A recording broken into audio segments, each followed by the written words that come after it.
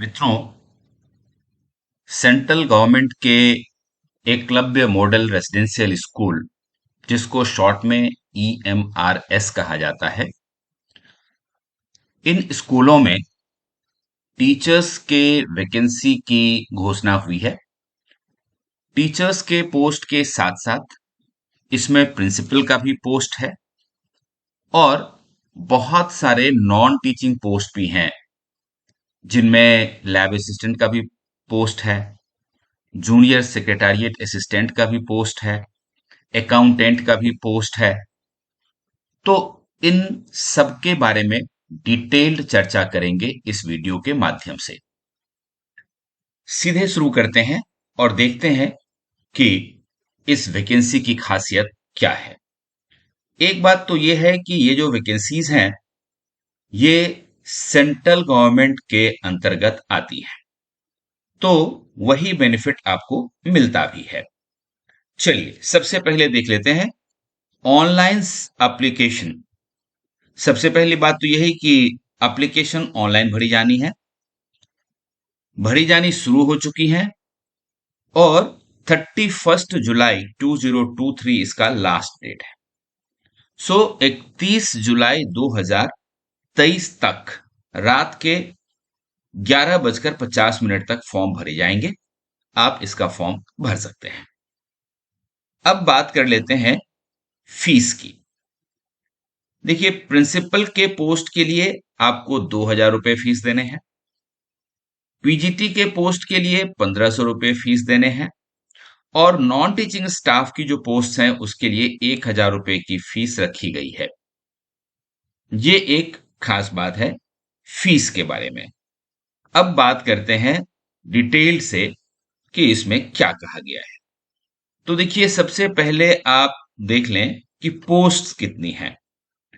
तो आप देखिए, प्रिंसिपल के 303 पोस्ट हैं, पीजीटी के 2266 2266, अकाउंटेंट के 361 पोस्ट हैं, जूनियर सेक्रेटारिएट असिस्टेंट के 759 पोस्ट हैं, लैब अटेंडेंट के 373 और इस तरह से कुल 4062 वैकेंसीज हैं यहां पे।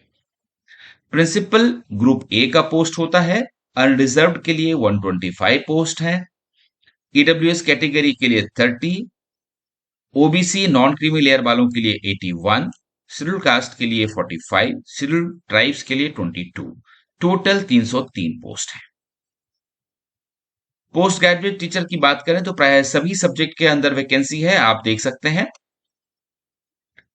पीजीटी ग्रुप बी पोस्ट होता है, इंग्लिश में 246 सीट्स हैं, हिंदी में 200 सीट्स हैं, पीजीटी मैथ्स के 244 सीट्स हैं, केमिस्ट्री के 169 सीट्स हैं, फिजिक्स के 179 सीट्स हैं, पीजीटी बायोलॉजी में 236 वैकेंसी है, हिस्ट्री में 185 वैकेंसी है, ज्योग्राफी में 154 वैकेंसी है, कॉमर्स में 140 वैकेंसी है, इकोनॉमिक्स में 161 वैकेंसी है, कंप्यूटर साइंस में पीजीटी कंप्यूटर साइंस के लिए 172 वैकेंसी है और इस तरह से ये 2086 वैकेंसी बनते हैं टोटल में। आप अपने कैटेगरी के हिसाब से देख सकते हैं कि कहां पे आपको कितना रिजर्वेशन मिल रहा है और अकॉर्डिंगली आप डिसाइड कर सकते हैं फॉर्म भरने के बारे में और तैयारी के बारे में भी। आपको इस वैकेंसी का चाहिए पीडीएफ, तो हमारे टेलीग्राम ग्रुप को ज्वाइन कर लीजिए, वहां आपको इसका पीडीएफ मिल जाएगा और टेलीग्राम ग्रुप का लिंक डिस्क्रिप्शन बॉक्स में आपको सबसे ऊपर मिलेगा, वहां से आप क्लिक करके टेलीग्राम ग्रुप ज्वाइन कर सकते हैं। अब बात कर लेते हैं कि पोस्ट ग्रेजुएट टीचर जो थर्ड लैंग्वेज होता है उसकी वैकेंसी कितनी है। तो देखिए, मराठी की कुल 16 वैकेंसी है, उड़िया की 20 वैकेंसी है, पीजीटी तेलुगु के लिए 37 वैकेंसी है, संस्कृत में 97 वैकेंसी है, बंगाली में 3 वैकेंसी है और पीजीटी सांथाली के लिए 7 वैकेंसी है। इस तरह से ये कुल 180 वैकेंसीज होते हैं और कैटेगरी वाइज जो डिस्क्रिप्शन है रिजर्वेशन का वो यहां दिया हुआ है, जो आप आराम से पीडीएफ में भी देख सकते हैं। अब बात कर लेते हैं नॉन टीचिंग पोस्ट का। तो देखिए, नॉन टीचिंग पोस्ट में सबसे पहला पोस्ट जो है वो जूनियर सेक्रेटारिएट असिस्टेंट का है, जो 759 सीट्स हैं। अकाउंटेंट के टोटल 361 सीट्स हैं। लैब अटेंडेंट के टोटल 373 सीट्स हैं और इस तरह से ये कुल 1493 सीट्स बनते हैं। ये है नंबर ऑफ वैकेंसीज। अब हम बात करें कि ये जो पोस्ट निकले हैं उनका पे लेवल क्या है। तो देखिए, सबसे पहले प्रिंसिपल की अगर हम बात करें तो पे मैट्रिक्स में लेवल 12 है, जिसका बेसिक पे 78,800 से शुरू होकर 2,09,200 तक जाता है। और पोस्ट ग्रेजुएट टीचर्स की अगर हम बात करें अलग अलग सब्जेक्ट्स में, तो ये ग्रुप बी का पोस्ट है। इसका लेवल पे मैट्रिक्स में 8 होता है। 47,600 बेसिक पे से शुरू होकर के 1,51,100 तक का इसका बेसिक पे जाता है। अकाउंटेंट के पोस्ट की बात करें तो इसका पे लेवल 6 है, आप देख सकते हैं यहाँ पे 35,400 बेसिक पे और 1,12,400 तक ये जा सकता है। जूनियर सेक्रेटरीट असिस्टेंट का लेवल 2 होता है, 19,900 बेसिक पे होता है, 63,200 तक इसका बेसिक पे जा सकता है। इसके अलावे जो अलाउंसेस होते हैं वो भी आपको मिलते हैं। और लैब अटेंडेंट की बात करें तो उनका लेवल 1 होता है, जो 18,000 रुपए के बेसिक पे से शुरू होता है और 56,900 रुपए तक जा सकता है। अब बात कर लेते हैं स्कीम ऑफ एग्जामिनेशन की कि भाई इनका एग्जामिनेशन कैसे होगा। तो देखिए, सबसे पहली बात तो ये कही गई है इसके बारे में कि ये सारे ऑब्जेक्टिव टाइप क्वेश्चन होंगे। प्रिंसिपल के पोस्ट की अगर हम बात करें तो 130 नंबर 130 मार्क्स और 20 मार्क्स का लैंग्वेज कॉम्पिटेंसी भी आपका होगा। साथ ही आपका पर्सनालिटी टेस्ट, जिसको हम लोग इंटरव्यू कहते हैं, वो 40 मार्क्स का होगा। अब ये जो आपका ऑब्जेक्टिव टाइप होगा उसमें क्या पूछा जाएगा अगर देखें तो एक बात तो ये इन्होंने कहा है कि ड्यूरेशन ऑफ टेस्ट जो है वो 3 आवर्स का होगा और रीजनिंग और न्यूमेरिकल एबिलिटी 10 मार्क्स के लिए 10 marks, general awareness 20 marks, language competency general English और जनरल हिंदी 10 मार्क्स ईच का होगा, तो ये 20 मार्क्स हो गया। एकेडमिक्स एंड रेसिडेंशियल एस्पेक्ट्स, क्योंकि ये जो ईएमआरएस हैं ये सारे रेसिडेंशियल स्कूल हैं जो ministry of tribal affairs government of India के द्वारा शुरू किए गए हैं, तो इससे संबंधित आपको 50 क्वेश्चन पूछा जा सकता है। एडमिनिस्ट्रेशन और फाइनेंस से संबंधित 50 क्वेश्चन 50 अंक के लिए, और इस तरह से ये कुल 150 मार्क्स का आपका रिटन एग्जामिनेशन होगा। ये है आपका total scheme of examination principal के लिए। अब बात कर लेते हैं पीजीटी के लिए। पीजीटी के लिए भी 130 मार्क्स और ये ऑब्जेक्टिव टाइप का होगा और लैंग्वेज कॉम्पिटेंसी जो होगा वो 20 मार्क्स के लिए होगा। और यहाँ पे देखिए, जनरल अवेयरनेस 10 मार्क्स के लिए, रीजनिंग एबिलिटी 20 मार्क्स के लिए, नॉलेज ऑफ आईसीटी ये भी इंपॉर्टेंट है 10 मार्क्स, कंप्यूटर से रिलेटेड, टीचिंग एप्टीट्यूड के लिए 10 मार्क्स का क्वेश्चन पूछा जाएगा। और इस तरह से 70 +5 कुल 80 मार्क्स हो जाएंगे आपके। और इसके बाद डोमेन नॉलेज जो है वो ये 80 मार्क्स का हो गया। तो डोमेन नॉलेज जो आपका सब्जेक्ट स्पेसिफिक होगा, जिस भी सब्जेक्ट के आप होंगे उससे रिलेटेड क्वेश्चन पूछा जाएगा। और एक्सपीरियंशियल एक्टिविटी से संबंधित, पेडागोजी से संबंधित क्वेश्चन पूछा जाएगा, एनईपी 2020 से संबंधित क्वेश्चन पूछा जाएगा, तो ये 80 मार्क्स का होगा। तो ये कुल 130 मार्क्स हो गए। और इसके बाद लैंग्वेज कॉम्पिटेंसी जो जनरल इंग्लिश और जनरल हिंदी होता है वो 10 मार्क्स ईच का होगा। हालांकि ये क्वालिफाइंग नेचर का होगा और ये 20 मार्क्स का होगा। ये आपको 3 घंटे मिलेंगे एग्जाम के लिए। एक खास बात यहाँ ये लिखी गई है कि for all subjects of PTs part 1 to part 4 and 6 will be common, part 5 will be subject specific. ये जो एग्जाम, ये जो है पार्ट 5, ये वाला, ये केवल डोमेन नॉलेज से रिलेटेड होगा, आपकी सब्जेक्ट से रिलेटेड होगा। बाकी सारे पीजीटी के लिए 1 to 4 एंड 6 ये कॉमन होगा। खास बात यह है कि इसके लिए आपको कोई इंटरव्यू नहीं देना होगा। इंटरव्यू सिर्फ प्रिंसिपल के पोस्ट के लिए है। अब बात करते हैं अकाउंटेंट के पोस्ट की। 130 मार्क्स का ऑब्जेक्टिव टाइप क्वेश्चन होगा। यहाँ लैंग्वेज की बात नहीं की जा रही है, ये इसी में शामिल होगा। पार्ट 1 में रीजनिंग एबिलिटी 20 मार्क्स का होगा, पार्ट 2 में क्वांटिटेटिव एप्टीट्यूड 30 मार्क्स का होगा, और लैंग्वेज कॉम्पिटेंसी जनरल इंग्लिश और जनरल हिंदी 10 + 10 20 मार्क्स का होगा। और पार्ट 4 में basic knowledge of computer application 20 marks का होगा। तो ये कुल 2.5 आवर्स का एग्जामिनेशन होगा आपका, और 130 मार्क्स का ऑब्जेक्टिव क्वेश्चन होगा। पार्ट 4 में जो सब्जेक्ट नॉलेज है, यानी कि अकाउंटेंसी है, टैक्सेशन है, बजट है, ऑडिटिंग है, इस तरह के सवाल पूछे जाएंगे 40 मार्क्स के, और ये कुल 130 मार्क्स का एग्जाम होगा। जूनियर सेक्रेटरिएट असिस्टेंट की बात करें तो इनका भी 130 मार्क्स का एग्जाम होगा, जिसमें कि पहला तो रीजनिंग एबिलिटी ही होगा जो कि 20 मार्क्स का होगा। जनरल क्वांटिटेटिव एप्टीट्यूड जो होगा वो 20 मार्क्स का होगा। जनरल अवेयरनेस 30 मार्क्स का होगा। लैंग्वेज कॉम्पिटेंसी 30 मार्क्स का होगा, और basic knowledge of computer 30 marks का होगा। तो ये कुल 130 मार्क्स का एग्जाम आपके पास होगा, और आपका एग्जाम 2.5 घंटे का होगा जूनियर सेक्रेटरिएट असिस्टेंट के लिए। अब स्टेज 2 में जूनियर सेक्रेटरिएट असिस्टेंट के लिए टाइपिंग टेस्ट भी होगा, जो कि पर्सनल कंप्यूटर पे लिया जाएगा। और इसमें यह लिखा है कि 50 मार्क्स का ये टाइपिंग टेस्ट होगा, जिसमें कि पास करने के लिए आपको 20 नंबर चाहिए होंगे। अब है लैब अटेंडेंट की पोस्ट।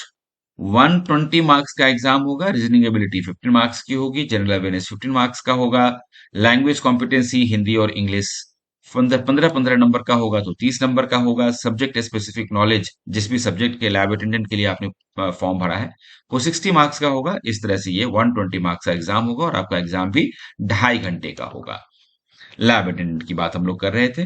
एक खास बात यहाँ ये कही गई है कि 1 mark shall be awarded for every correct answer. हर सही आंसर के लिए आपको 1 नंबर मिलेंगे, और 0.25 shall be deducted for every incorrect answer, यानी कि नेगेटिव मार्किंग है 0.25% की। तो इस हिसाब से आप देख लें। और अब मैं आपको ये दिखा देता हूं कि एलिजिबिलिटी कंडीशन और क्वालिफिकेशन क्या है। ये बहुत इंपॉर्टेंट है दोस्तों। हम देश के विभिन्न कोने में जो इंपॉर्टेंट वैकेंसीज निकलती हैं गवर्नमेंट रिक्रूटमेंट की, वो लेकर आते हैं। इसीलिए अगर आप कमेंट बॉक्स में अपना स्टेट और अपना डिस्ट्रिक्ट लिख देंगे, तो हमारे लिए और भी ज्यादा स्पेसिफिक इंफॉर्मेशन आपके लिए लाने में आसानी होगी। ये एलिजिबिलिटी क्राइटेरिया देखिए। सबसे पहला प्रिंसिपल के पोस्ट के लिए एज लिमिट है 50 इयर्स। एज रिलैक्सेशन भी है, और जो पहले से ईएमआरएस के एम्प्लॉय हैं उनके लिए 55 ईयर्स तक की छूट दी गई है।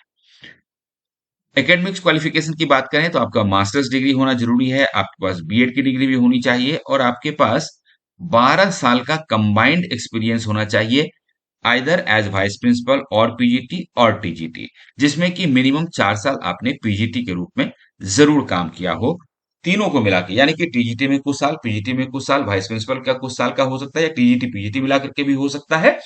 पीजीटी कम से कम आप 4 साल जरूर रहे हो। ये इंपॉर्टेंट क्वालिफिकेशन है प्रिंसिपल के पोस्ट के लिए।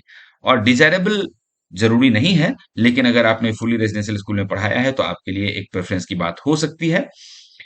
इंग्लिश, हिंदी और रीजनल लैंग्वेज की जानकारी हो तो बहुत ही अच्छा है, और कंप्यूटर्स की जानकारी हो तो वो भी एक डिजायरेबल क्वालिफिकेशन है। पीजीटी के पोस्ट की बात करें तो देखिए 40 इयर्स का एज रखा गया है, और एसेंशियल क्वालिफिकेशन में 40 इयर्स के एज के साथ साथ जो भी एज रिलैक्सेशन होता है वो भी आपको मिलेगा। आप अपनी कैटेगरी के अनुसार देख सकते हैं। एसेंशियल क्वालिफिकेशन की अगर हम बात करें तो देखिए सबसे पहले तो आपको मास्टर्स डिग्री होना बहुत जरूरी है, और सब्जेक्ट स्पेसिफिक पीजीटी की अगर हम बात करें तो इंग्लिश के लिए इंग्लिश में, हिंदी के लिए हिंदी में, फिजिक्स के लिए फिजिक्स में, मैथमेटिक्स के लिए मैथ्स में। इस तरह से आपको सब्जेक्ट स्पेसिफिक मास्टर्स होना जरूरी है। और यदि कॉमर्स की हम बात करते हैं, स्पेशली पीजीटी कॉमर्स के लिए अगर आप अप्लाई कर रहे हैं, तो commerce with accounting, cost accounting और financial accounting as major subject, ये आपका क्वालिफिकेशन होना चाहिए। और यदि आपने अप्लाइड या बिजनेस इकोनॉमिक्स में एमकॉम किया है तो आप एलिजिबल नहीं है, इस बात का ध्यान रखें। पीजीटी इकोनॉमिक्स के लिए आपका मास्टर्स इकोनॉमिक्स में होना चाहिए, और रीजनल लैंग्वेजेस के लिए आपको अपने रीजनल लैंग्वेज में पीजीटी भी होना जरूरी है। तो ये क्वालिफिकेशन हो गई पीजीटी के लिए। अब बात कर लेते हैं पीजीटी कंप्यूटर साइंस के लिए। 40 साल से ज्यादा की उम्र नहीं होनी चाहिए, और आपके पास एमएससी कंप्यूटर साइंस होना चाहिए, या फिर आईटी में आप एमएससी हो सकते हैं, या फिर आप एमसीए हो सकते हैं, या फिर आप एमई या एमटेक कंप्यूटर साइंस या आईटी में हो सकते हैं। तो ये पीजीटी कंप्यूटर साइंस की क्वालिफिकेशन होगी। अब बात करते हैं अकाउंटेंट की। अकाउंटेंट के पोस्ट के लिए आपकी एज 30 साल से अधिक नहीं होनी चाहिए। कैटेगरीज में है तो आपको एज रिलैक्सेशन जरूर मिलेगा। डिग्री इन कॉमर्स यानी कि जिन्होंने बीकॉम किया है कम से कम वही लोग अकाउंटेंट के लिए फॉर्म भर सकते हैं, दूसरे नहीं भर सकते। जूनियर सेक्रेटरीट असिस्टेंट के लिए आपकी उम्र 30 साल से ज्यादा की नहीं हो सकती। कैटेगरी के कैंडिडेट्स के लिए एज रिलैक्सेशन है। और जूनियर सेक्रेटरीट असिस्टेंट के लिए आपको सीनियर सेकेंडरी यानी कि क्लास 12 पास होना चाहिए। आपके पास 35 वर्ड्स पर मिनट इंग्लिश में और 30 वर्ड्स पर मिनट हिंदी में टाइपिंग की स्पीड भी होनी जरूरी है। और लैब असिस्टेंट की अगर हम बात करें तो आपकी उम्र मैक्सिमम 30 इयर्स हो सकती है। एज रिलैक्सेशन है कैटेगरी के कैंडिडेट्स के लिए। मैक्सिमम ईएमआरएस के एम्प्लॉयज के लिए 55 इयर्स की एज रखी गई है। लैब अटेंडेंट के लिए 10th क्लास पास होना जरूरी है। और साथ में यदि आप 12th क्लास पास हैं साइंस स्ट्रीम में तो वो भी चलेगा। लेकिन अगर आप 10th क्लास पास हैं और तब आपने फॉर्म भरा है तो आपके लिए डिप्लोमा इन लेबोरेटरी टेक्निक भी होना बहुत जरूरी है।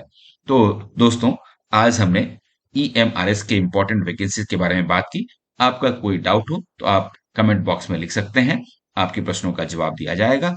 और इस वीडियो को लाइक जरूर कर लें और इसको सब्सक्राइब भी कर लें, बेल बटन जरूर दबा दें ताकि आगे जो आने वाली वीडियोज होंगी उनका नोटिफिकेशन आपको वेल इन एडवांस मिलता रहेगा। All the best.